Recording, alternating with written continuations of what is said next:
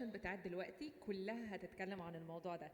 رحبوا معايا بمستر ديار سعد علي from Spectre Block وفي سيشن بعنوان Cyber Warfare The Invisible Battlefield.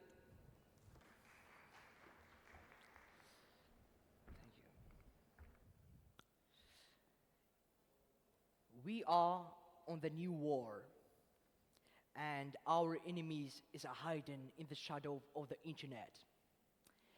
We cannot see our enemies, and we don't know why they attack us and why they choose us as a target. Assalamu alaikum. I am Dyar Saadi. Welcome to the cyber warfare invisible battlefield, where instead using tanks and jets, the codes our weapon are the complex algorithm. By the end of this presentation, we will deep into dive of the cyber warfare and understanding the impact of the cyber warfare and build the defenses. Because what we can see, we cannot protect it. Nowadays, the weapon is not a fire, it's not a jet, it's not a knife, it's a complex algorithm, it's a automated exploitation systems.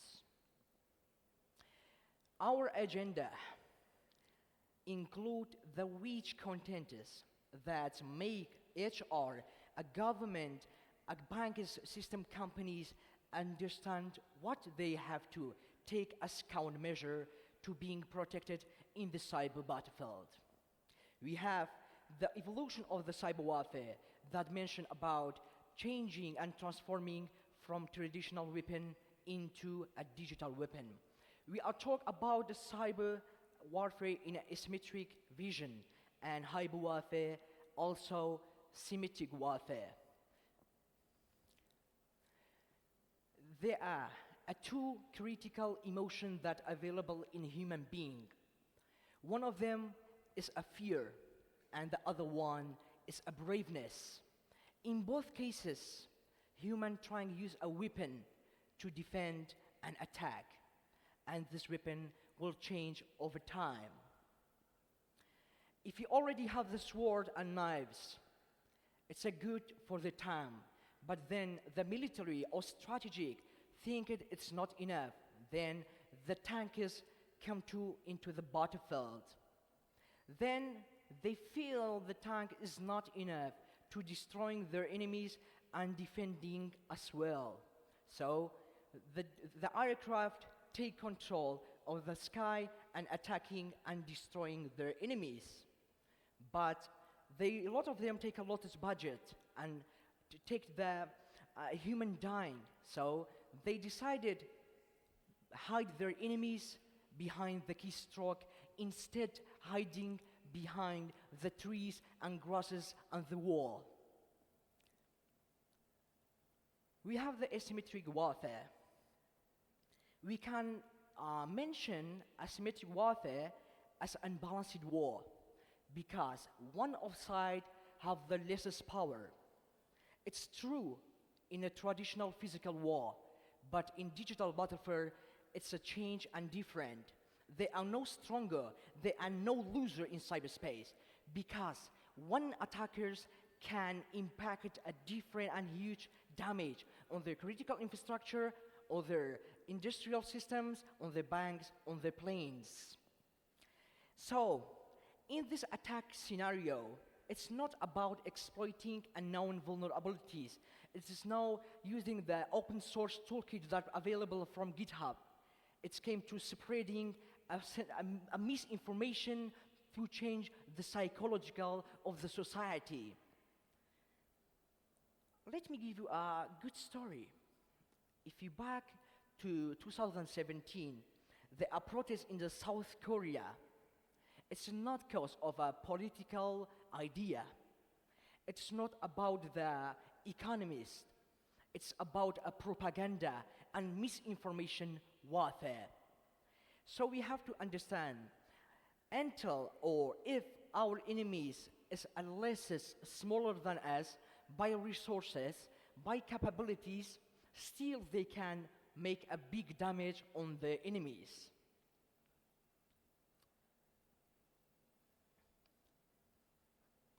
we have the other sides, the symmetric warfare, when both of sides have the same capability, that have the same power, that have the same resource and strategy to attack each other.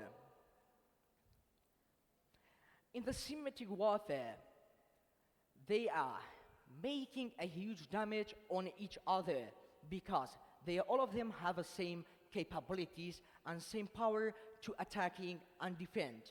We can have a country like a USA or Russia or China have the same capability to defending and attacking each other. The hybrid warfare.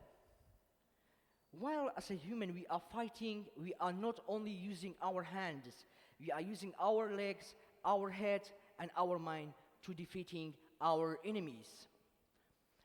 In a hybrid warfare, we have the same scenario. We use the bombs, use the signal intelligence, we use the blinding radar by electronic warfare. So, nowadays, we have many cases that relying on hybrid warfare. For example, if you back to the ISIS Daesh terrorist time, they are not only using the normal attacking by AK-74, by Kalashnikov, by M4 or by TNT.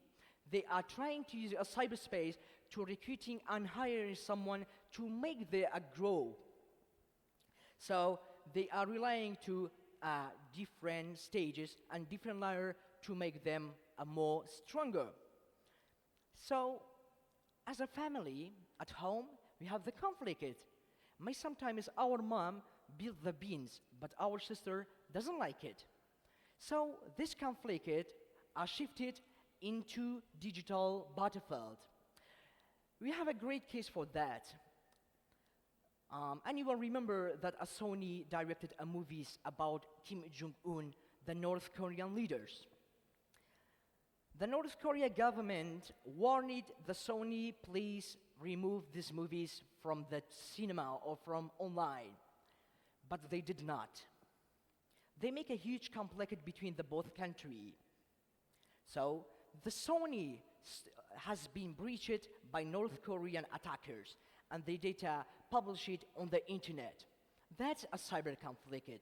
Maybe a militia or organization transfer their conflict into a digital battlefield because it is more easier to cover your tracks, to be hidden, and to doing impact damage on there.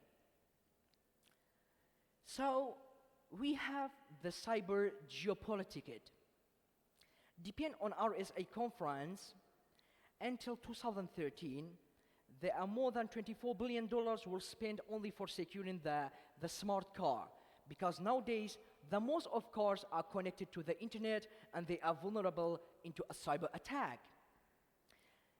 As a government or as a company, as a military section, we have to take a more budget to protect our nation, protect our company, and protecting our government, our society against a cyber attack. Because the wars today is not only the traditional war, it's not only the jet, it's not only the fire and bullet. Today, it's a digital battlefield, it's a cyber warfare, and it can be a huge damage. You can see the pager from Lebanon a few days. Only in a 5 or 4 minutes, they killed many pupils. That's an example of a hybrid warfare, but it still can be performed. Middle East, the father of astronaut and magician, the father of Anubis, that's famous android info stealer, the father of Ramses and Hufos and Mankara. Nowadays, Middle East opened the door into the cyberspace era. They build a tool, they open the conferences, they hire an expert from down the world to protecting the battlefield. Like other nations, for example, Russia and Ukraine, they conflict in the cyber and in a physical battlefield. So they are fight in a cyberspace, also in the Middle East. There are many attacks like a Shamhoon that infected Haid, companies in the Middle East. So that's, the cyber war are available in the Middle East. But we have to take a countermeasure to protect it, our nation, our company, from the upcoming attack. Because more technology we have, we are more vulnerable.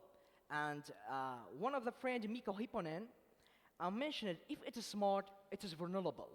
If you have the smart devices, if you have the modern technology, we are more vulnerable to being attacked. CIA trade. It's a common term while someone trying to learn about cybersecurity, confidentiality, integrity, and availability. But we can understand the cyber attack and a cyber warfare based on CIA trade. So, we have the APT, Advanced Persistent Threat, the sophisticated attack based on nation-state threat actors. They attack on confidentiality, sensitive information, stealing important tools and software and resources.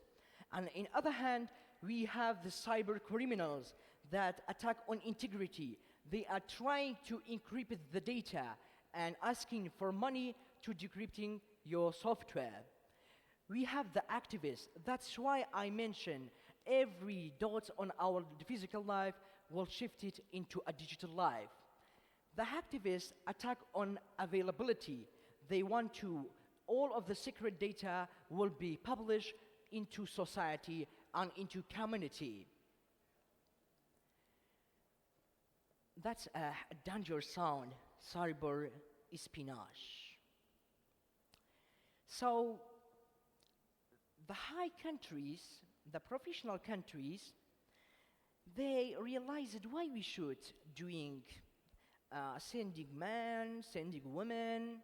So they decided to stay in a cyber battlefield and trying to exploiting the unknown vulnerabilities or doing social engineering to gain access and stealing the sensitive information. There are less damage, there are less budget, and there are good chance to being a success. So we can see many cases that we have, like Operation Maze by Russia, like one of the operations from 1986 by German, and many operations by China or in North Korea in the past few years. We all have the motive in our life. My motive is here to protect the world and more secure. And the doctor motivation is helping patient to be good, healthy, and stay healthy in our life. So what's the motive of APTs and cyber criminals and the activists? The APT's motive is stealing a sensitive information, and the cyber criminals' motive is stealing money and making money by attacking on cryptocurrencies and attacking the big companies to pay a ransom. The money companies are paid $1 billion just for recovering their data. That tell us, as a company or as a government, we should have to big team of disaster and recovery. We have to have a backup. We have to have good teams and train it by a professional. I always suggest to a company, please try and to train your HR, try your human resources, teach them how to spot a phishing mail, because the 85% of the cyber attack start on the phishing mail.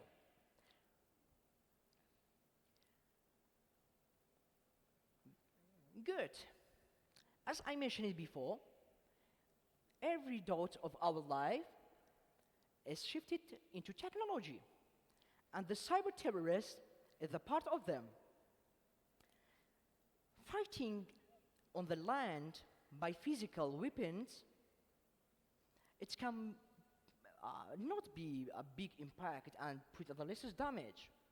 So they start using a cyberspace to hiring a person into the member and building a tools and acquiring the tools, and at least in some time is accessing the sensitive information from a different government. The cyber terrorists have the technical magazine, have their own tutorial. In the old documents, they have a paper that teach their member how to use something like a backtrack, how to use the secure delete to covering your track, because they know if just by deleting your file from recycle bin, still your data are available from your computer. The tools. We need the tools of our life. Everything that makes life easier is a tool. Like this microphone, like this object, it's make our life easier. So, if the government or any kind of countries or any organization have the theoretical and strategical and technical knowledge, it is not enough, because without tools, they can go deep into depth of operation.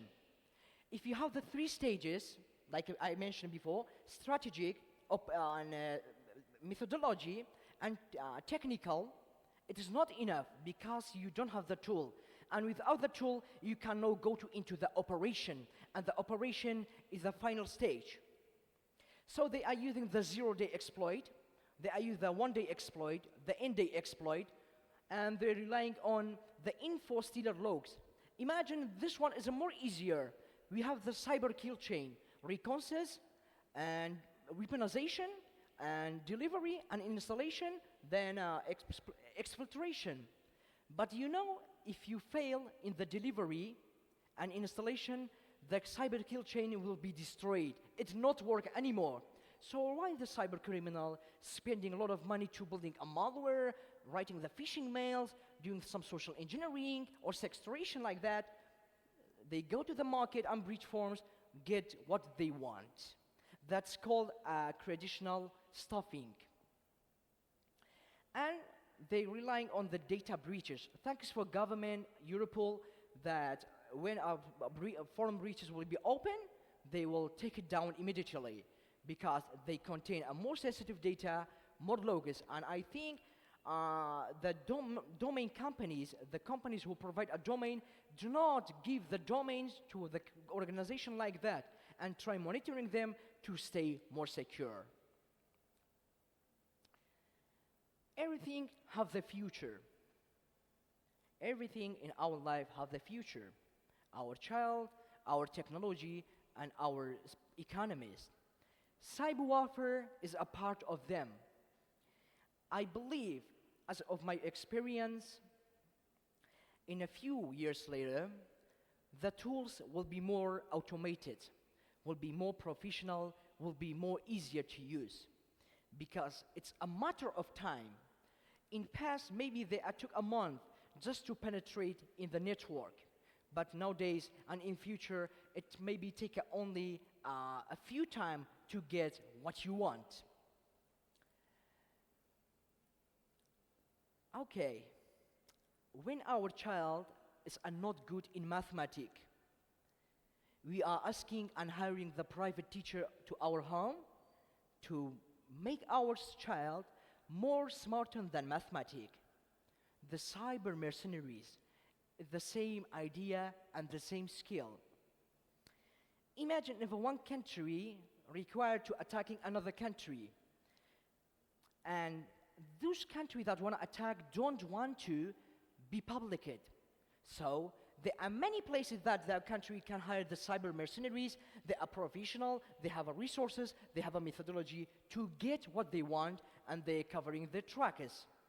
The cyber mercenary is the very common nowadays, because I always mention it in a different conferences. You don't need to be a good professional attacker nowadays to get you what you want.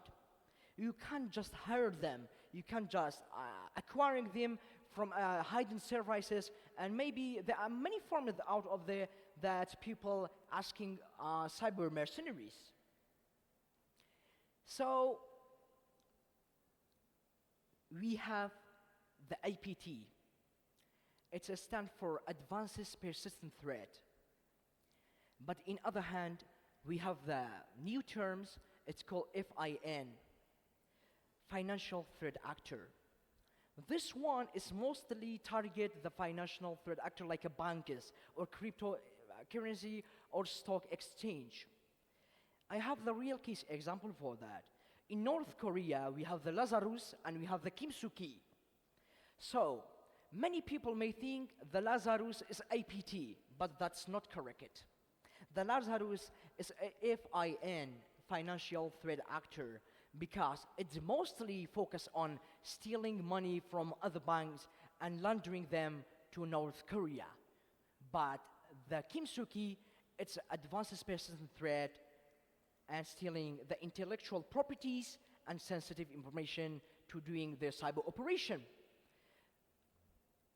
Maybe some people say the Egypt pyramid is the only pyramid, but it is not.